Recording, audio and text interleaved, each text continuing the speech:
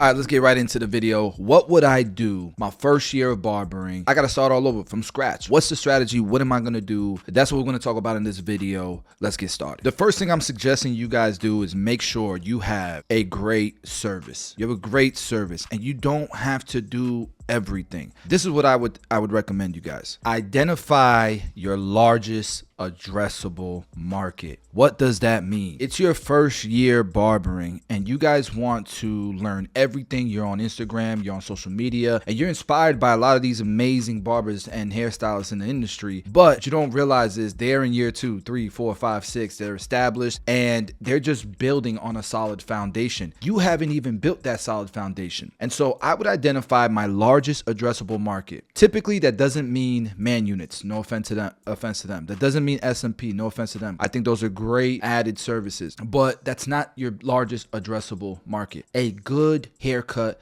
a good service is your largest addressable market. And just because it's the largest addressable market doesn't mean it's the most competitive. What you guys don't realize is most barbers aren't giving that VIP treatment. They're not giving that amazing customer service. They're not very professional. They're not punctual or consistent. They don't treat their customers like they care, and they're not efficient while doing it. That's another part. So first you have to identify your largest addressable market, and then you got to have a great service. What is that great service for your addressable market? To me, it's just a good haircut. We can break that down. We can identify what does a good haircut mean. I'm telling you right now, it probably doesn't mean what you as a barber who went through barber school and now has a professional opinion, it probably doesn't mean that. You can go to Walmart, you can go to the mall, you can go anywhere. You can see the majority of people, what they rock on their head on a daily basis. That's a good haircut. And so if you can provide a good haircut, you're good enough to be great. But a lot of times we think to be great, we got to be doing everything that everybody else is doing on the internet. You don't. And then focus on that and be great at it and be the best at it so that you can be the best at the largest addressable market in your area, because you want to play in a pool with a bunch of fish, man. The next thing that you want to do is you want to push for word of mouth. Some of you guys are very introverted, and that's fine. Technology is an amazing thing. You can text your clients asking for word of mouth help, right? You can do email campaigns. You can do all sorts of things to ask your customer without asking them in person, because I know that can be uncomfortable for some of you guys. You want to try to get referrals. I don't like giving discounts, but I will give free. So maybe you're doing, a free haircut for every referral. Maybe not a free haircut, maybe a free product. If you give a free haircut for every referral, let's say it takes you 30 minutes. Let's say it takes you an hour. You're giving up 30 minutes to an hour of your time. What is that worth to you? If you're doing a haircut every 30 minutes and you're getting busy, at some point, it's going to be worth some decent money. Right now, you're not really worth much because it's your first year, but it's worth at least $30, right? If I can instead incentivize my clients to give me referrals and give out something else, like t-shirts, nice t-shirts, right? Something they would rock in the gym or something. Gift bags with products or gift card for products. But let's say those products cost you $10. I don't know. I might rather do that.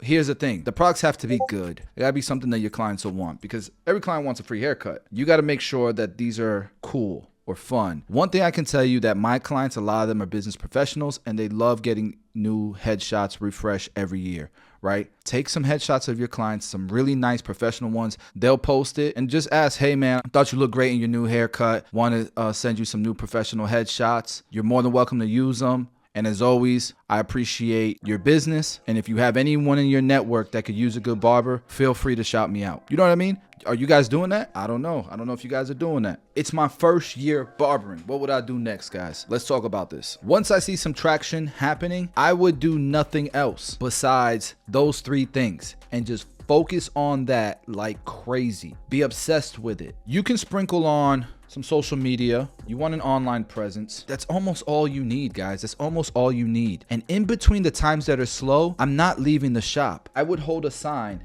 outside of the shop. Your shop doesn't need to hire a sign guy. You are the sign guy. You're not that busy. It's your first year. If you don't have anything to post and you don't have a client in your chair, go outside the shop, hold a damn sign that says barbershop on it. And don't be afraid to personally reach out to people. If you're slow, personally reach out, DM them, message them. This especially works really, really good on Facebook. Step 4 is alternative forms of marketing that do not require you to physically approach people, because that's the slowest way. You want to reach as many people as possible. And the reason why you can do that and you don't have to personally, individually approach people is because you are playing in the largest addressable market possible. Now, that's just getting booked. Like, I've been focusing on getting my cash flow healthy, getting it right. My next step is maintenance. I need to take care of this new income that's coming in. Okay, I'm going to hire a good accounting firm, organize and establish my bankability. You're going to need a bookkeeper.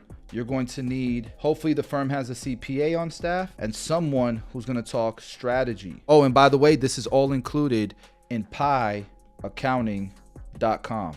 If you guys are interested in a good accounting firm that's focused on barbers and professionals in the beauty industry, it's a full suite of services. It's a one-stop shop. You don't need to go nowhere else. We're going to help you organize your finances, make you bankable, help you buy your first house. You want to open a barbershop or a salon, help you get there. We want to help you build wealth, and we want to help you take care of your family. We want you to accomplish all your goals, all your financial goals, okay? If that's something that interests you, you want to learn more, we are having a webinar at 8:30 p.m. Eastern on the 2nd. That's a Monday, January 2nd, okay? There's a link in the description below. You can register. It's going to be a Zoom registration link. Just register there, and then when we do the webinar, you'll be able to jump on. You'll be able to learn why Pie Accounting is the best damn accounting firm for any barber and any professional in the beauty industry. And then we'll answer your questions. We'll have a CPA and an enrolled agent on the live call, so you can ask as many questions as you want. If you want to skip the line and make sure you get your returns, your tax returns filed and your books in order before the storm of people who are going to come in during tax season, then just skip the webinar and get started with us. You can go to pieaccounting.com, just click start now, okay? All right, I'm done selling that. But the reason why this is important, guys, is because I want to be able to establish my finances, have paperwork, be able to go to banks, talk to them, because if I knew what I knew now about finances, I would have done this a long time ago. And the fact that pieaccounting.com exists now, it didn't exist my first year of barbering, it's unbelievable how much the industry has grown. I want to do this. Why? Because I want to buy my house as soon as possible. I want to buy a house. Had you bought a house 4 years ago, it probably would have went up 40-50% just in equity. You can leverage your home for other homes. This is an asset if you know how to use it as an asset, if you purchase it as an asset. And then you could buy another house the next year and turn this one into a rental property, and then buy another house the year after that and turn this one into a rental property, and do it again and turn this one into a rental property. And each of these houses only cost you 3.5% to 5% down. I would be doing this every year or every other year. If I wasn't married with a family, I'd be doing it every year. If I'm married with a family, maybe every 2 years. Every 2 years is really nice, because if you sell the house, capital gains is tax free if you lived in it for 2 years, 2 out of the last 5 years, okay? That'd be the next thing that I'm doing. After that, some of you guys may want to open up a barbershop. Some of you guys may not. It's understandable why you wouldn't want to open a shop. It's understandable why you would. Before you make a decision whether you do or do not want to do that, I would read the book E-Myth. I wish I would have read that book much faster. I mentioned this book the last video I did, but I would read that book so you get an idea of what entrepreneurship really is like. And then the next thing that I would do, I would learn more about the barbering business. I'd go work in a barbershop. Some of you guys are in your first year and you're working in a suite. You're not getting any free experience, risk-free experience. Your first experience of owning a barbershop one day is going to be when you go open your own barbershop. I don't think that's a great idea. I think that if you're in a suite, it's your first year, you're trying to build clientele, man, that's a slow way to build clientele. I would want to work in a shop that does walk-ins and appointments, super important. And I would go work at a shop that I admire and learn from it. You're going to learn good things, you're going to learn bad things, but learn from it and go into it as if you own the place. Because you don't become a shop owner when you finally decide I'm gonna go open a shop. You should be shop owner material before you go open a shop. And the only way to know that, I don't know how many times my clients used to think that I owned shop that I didn't own. That's a good sign that you're ready to open a shop. After I buy the house, the next thing I would do, look to open a shop, because that's cash flow. That's cash flow and you're more in control of your future. It's more stable, and you could put people on, man. You could help people grow. If you don't have the money saved up, the cash saved up, if I knew what I knew today, I used to save every penny and pay cash for the shots. But if I knew what I knew today, because I'm bankable, I could go to a bank and get a loan for the shop. I would only suggest doing that if you believe it is a low risk investment to open a shop. That's different for everyone, but I can tell you, if you've got no experience with a shop, you're probably not low risk. You're probably high risk. If you've managed a shop, opened shops for other shop owners in the past, it's probably going to be lower risk for you. Why? Because you have the experience, you've gone through it, you've made the mistakes on somebody else's tab. It was risk-free mistakes. If you make those mistakes with your own shop and you have a loan on it, man, your credit's about to get jacked. I'm telling you right now. If I'm me, knowing what I know today, with the experience that I know, hell yeah, I would leverage other people's money. I would leverage the bank and open a shop, because I know if I'm getting a loan for, let's say, I don't know, 30K or 40K, I've opened up 5-6 shops already. I know I'm going to turn this around and I'll be able to pay this off in the first year. I know what you guys are thinking. That's all in your first year? No. But the reason why I mentioned this as one of my last steps is because you need to have this in your plan, and then you have to develop a roadmap to get here.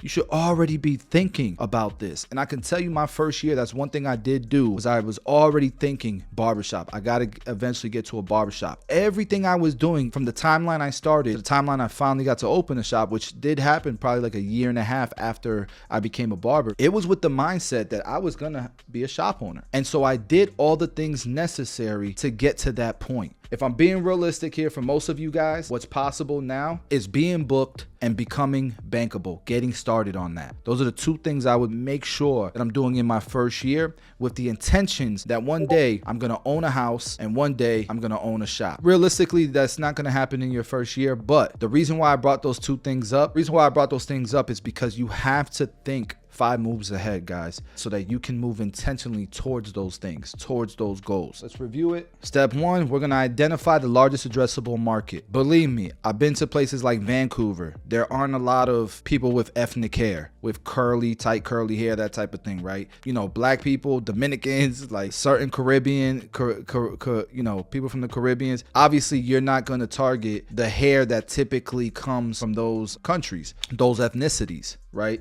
There's a lot of Asians in Vancouver, so I'm going to be making sure that I'm really good with straight hair. Probably not going to get a lot of enhancements in that addressable market, so I'm not really going to go and try to learn enhancements all that much. I get it, it's cool to learn it because it's fun, but just know that's not going to move the needle for you. Hopefully I didn't offend nobody with that. Next thing is a good service. So once you've identified a good addressable market, you got to identify a good service. The reason why I'm using Asian people is because one of the services that I would make sure I can do is one that we featured with Luke, with Woo, on my channel, which was 2-block cut with the curtains in the front. You want to learn that haircut. You got no business learning how to do a fro if that's not your addressable market. And so you want to be good and efficient at that haircut. And just so you guys know, a good service doesn't just mean the type of haircut you're doing or a haircut. It also means, how good are you with customers? How are you treating them? Are you greeting them? Are you consistent? Are you dependable? You got to be in the shop, guys, for the hours you say you're going to be there. That's a good service. Word of mouth marketing. We talked about that. Other forms of marketing. So remember, key parts here is free and cast a wide net, which means don't go door to door handing out business cards and flyers. That is too slow. You can do that. Just do that outside of work hours. When you're going to the supermarket, if you're going to the gym, bring some cards with you, talk to people. And then the last step, starting your bankability. Making sure you're bankable. The way you do that is with a good accounting firm that cares about your finances. And the best way you can do that is by going to pieaccounting.com. And don't forget, we're having a webinar January 2nd, Monday, 8:30 p.m. Eastern time. Link below to register. Guys, I hope you enjoyed this video. I hope you guys like this type of content. We also offer mentorship. Our mentorship has over 150 students of barbers who are setting a standard of 6 figures or better. Our standard is 6-figure barbering, and we've had a lot of barbers who've hit 6 figures in the last year, and we'll continue to have barbers hitting that, especially next year. It's going to be crazy. But what I'm super excited for is for the guys who hit 6 figures this year in 2022, how they're going to build crazy wealth and just go ham in 2023. One of our guys, Trey, he calls it his Jordan year because he's got a solid 2022, but his 2023 is, he's all smiles from end to end, right? That's what the mentorship is about. It's a lifetime thing where I'm there sitting in your corner, helping you with things